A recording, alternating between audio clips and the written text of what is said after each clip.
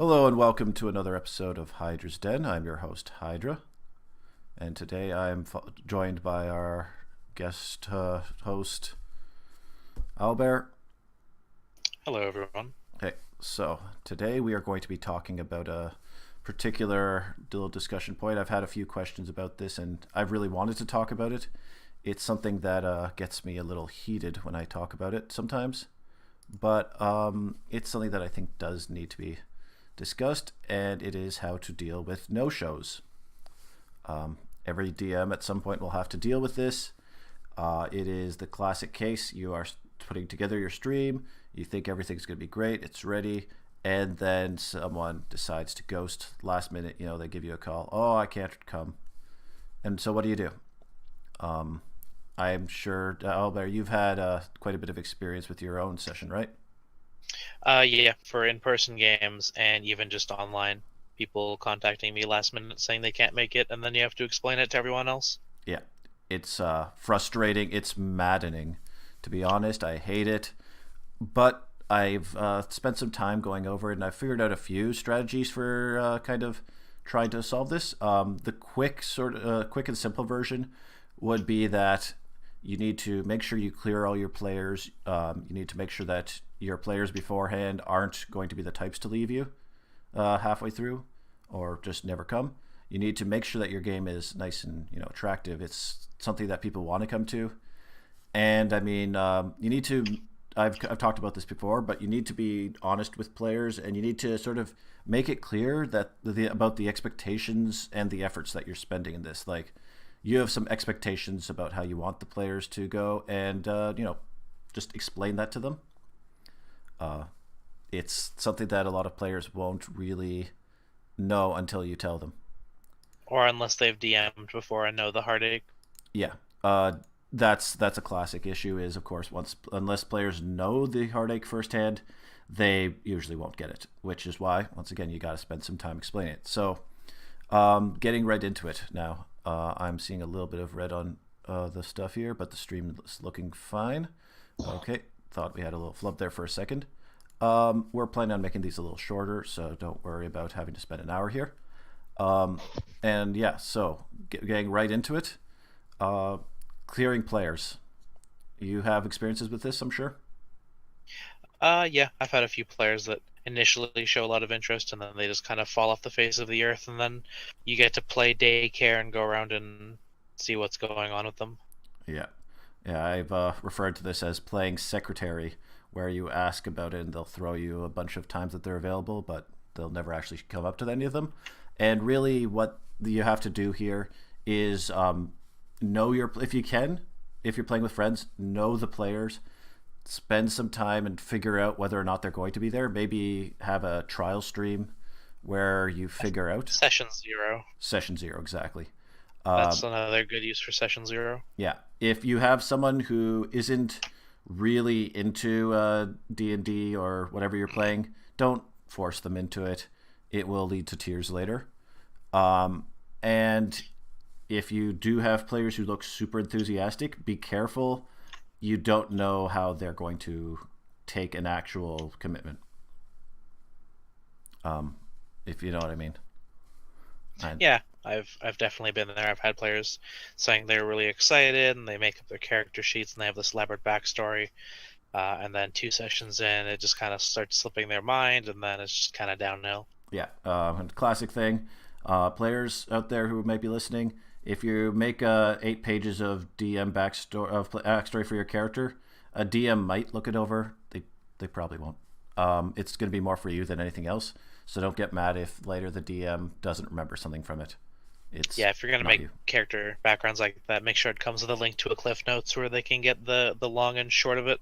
Exactly. In a much more compact fashion. Yeah. Because DMs will appreciate the work, but as far as them, it's just adding more onto an already filled plate. Yeah. Especially if there's some characters you want to appear, like a long lost brother or something like that. Make sure you just keep it in a nice and simple way. So, that's about that for that point. But making it attractive, I said this before, and really what that comes down to it is, this is, I guess, a more personal perspective on it. But for me, the most valuable thing I've done in making sure that players come back is making it attractive, making it a session that people want to play. If your players don't find your game fun, then they're going to be less likely to come. If they're doing it out of pity, then I mean, what are you doing? You know, it's just you've got to make sure that you know what your players want to play. We've gone over this in a few other videos, but making things fun and just making sure everybody has a great time will keep your players coming back for more. Yeah, asking your players what they want to play before you throw something together is really good, especially if it's for your friend group. You know what they're looking forward to playing, and if you can play those chords, then you'll have people asking to come back and asking when the next session is and talking about the game away from the table, and that's probably a really good feeling. Oh, that's one of the best feelings is when you get them talking about it not at the table. One of my favorite things that's happened is I've had one of the players come back and say, you know, I've been sitting there and I've been thinking about what's going on, and they come up with all these crazy theories and they start, you know, pushing different theories on me. Or I've had another one where I had a player sit down and start asking dumb questions about the city they were in and just different characters, and just because they wanted to get a rise out of me. But it was just like the depth of the questions really actually took me some time to think about and helped me to write things out and flesh things out a bit more. So, you know, it's always really nice to have, and that's how you really know that you're doing something right, because you get that sort of feedback. So unless there's anything else you want to add, I want to move on. Oh yeah, let's move on. Yeah. So last point would be make it clear the expectations and efforts you spend. So originally I had a bit of a more aggressive take on this, I guess, which was I put a bit of the fear of God into my players, but that's not healthy, to be honest, for most groups. Most groups don't like it when their DM's a bit of a tyrant, and if they get punished too harshly for not showing up, they don't want to show up again. So, if you if you want to get your players to come back regularly, you need them to understand what you need them to do. Like just sitting them down and saying, look, I spend, you know, a day working on this. I need you to show up regularly at this time. That sometimes that's all you need to do with them. Sometimes it might be a bit more extensive. You might need to explain that, look, you're an adult. You can take some adult duties and take, you know, just a bit of time, just a bit, to actually make sure you're showing up on time regularly.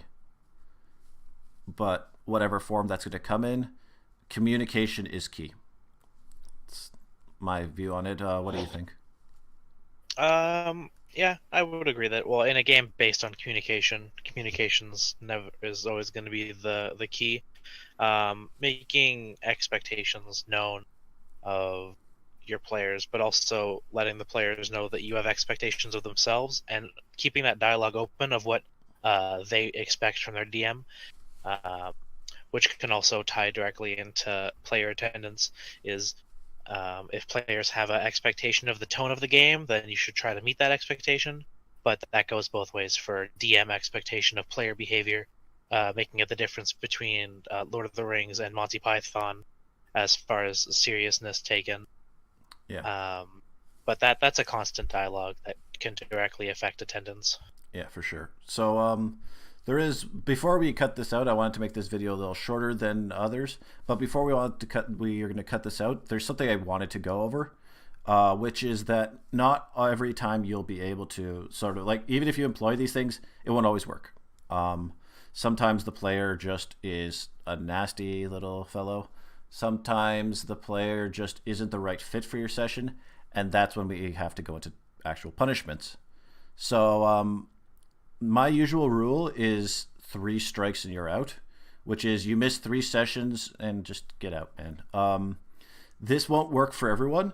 There is a big warning here I can give any potential DMs is do not get too invested in writing excessively for a character until you know that that player will reliably show up, because there's nothing worse than bringing out a bunch of story about the chosen 4 prophecy characters, and then one of them decides, oh, sorry guys, I've got commitments and I can't show up anymore. It's just a bad feeling for everyone, and it will haunt you. I'm sure you have your own stories. Um, Not as far as that being tied into the story about the chosen X variable number of people, but having players that say they're committed, so you get hopeful and kind of attune the story to include everyone because you want everyone to be included, and people that don't get enough screen time will often stop showing up. Uh, but being able to uh, transparently talk to your players about if they don't show up that there are consequences. Like I personally do a three strike method as well, but mostly for unannounced absences. If they contact me before the session and say, "Hey, I can't make it. I have to work," that's life. Not going to punish people over having a life outside of D&D. But if it's just an unexplained absence and they just never contact you until you get on their heels about it, then that's I feel like that's fair from the DM perspective. Oh yeah, no, for sure. If the player like explains it a few days beforehand, like if they make some effort before, like I'd say the 48 hour, well, not even that, the 24 hour mark. If they make some effort before the 24 hour mark to explain, look, I can't show up, that's fine. I'm not happy, but you can go ahead and live your life. But Yeah. Well, that also yeah, gives the DM time to plan accordingly for the session, exactly. especially if it was supposed to be uh, a big session where mountains are being moved and plots being thickened, and that's something you'd want everyone to be there for. Then you'll either have to do that without them there, or just kind of have like a fill-in session where there's just miscellaneous shenanigans and adventures Of course. until all the players are accounted for, so you can kind of put the train back on the track and move along. Yeah. So, but with that in mind, we do eventually come to the point of punishments, especially if you're dealing with people online or you're just putting this together in the first place. Sometimes you have to kick players. So, once you get to that point, you have to recognize, and I think we've gone over this before, that some players are just a bad fit. They might talk too much all the time. They might be rules lawyers. They might just be that guy, that one who just makes everything unpleasant. Yeah. But Within reason, also like rules lawyers, it's just a way of playing the game. Not some people enjoy it, not everyone enjoys it. But if it's coming to the point where it's actually holding other players' fun hostage, then that's I think when the DM should step in. So knowing the boundaries and making sure they're clear with everyone is important before you start laying down punishment, because some players will take it as almost a personal attack. oh yeah, no, of course. So when you actually do get around to it, my general rule is make sure that you sit down with them, take some time, and explain why you're doing that, why you're kicking them out, because that to be 100% frank with you, that is the option you're going to have to go with. If a player is completely either unrepentant or is unable to change, you have to tear off that band-aid and you will have to kick them. I typically will sit down and I'll explain why I'm kicking them. I'll explain, what's going on. If this is like their first time making a big issue of it, making a big issue of our session, we might be able to come to some sort of conclusion. We might be able to find some remedy for the issues that they're showing. And I've had that before where a player just wasn't playing the right type of character. So we got them into a character they were more attuned with, and we had a great time. But sometimes you and them both know this isn't going to work. And when that happens, I mean, if you just explain why you're doing it and like how their adventures are kind of ruining everyone else's adventures, a lot of players can accept that they might be not right for it. So as a player, acknowledging that you might not be right for every game is an important thing to be able to do. It's a good sign of maturity, in my opinion. Yeah. And also it kind of flexes what I'd argue the most important skill you learn in D&D, which is communicating with others that you might not agree with. Yeah. That's just showing capability. Because if you can't really do that, then you either need to play a lot more D&D to flex those muscles, or you need to reconsider the gaming groups you join with. Of course. And honestly, with that in mind, I think we should move towards our ending here.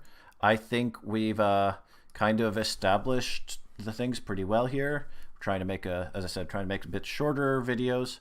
So, with all that in mind, I hope that you guys learned something. Do you have any ending thoughts you want to add, Albert? Um, Mostly just don't rush to conclusions about your players' intentions before you've had the time to talk to them about it. Try to be as transparent as possible with them, and it'll pay off in the long run when everyone's on the same page. Yeah, yeah, that's a good one. That's a good straight way to think about it. To be honest, um, my final thoughts would be just make sure that you know whether or not a player is going to be right. Understand your players and make sure they understand you. It is so important that both sides know that they're only human and that they have their limitations going into this. Yeah. So, with that in mind, we're going to hit the end of the video here. Thanks for watching this. I hope you learned a few things. If you thought that you might want to listen to a bit more of this, or you have some extra questions, head on over to the Discord. We're going to have a link in the description. Feel free to come by, pop in. I run regular games on the Discord, and we have a great time. We'll answer questions. We have resource banks and stuff getting set up, and there's other videos on this channel. Feel free to check those out. Some of them are a little on the longer side, but there's lots of good content there. I promise you. We have all sorts of different people on, and it's a good time, especially if you're thinking of getting into D&D. I'd highly recommend it. And if you have any other stories or questions you want to ask, just leave it in the comments. Thanks for coming. I've been your host, Hydra. Have a great night, everyone. Yeah. Take care.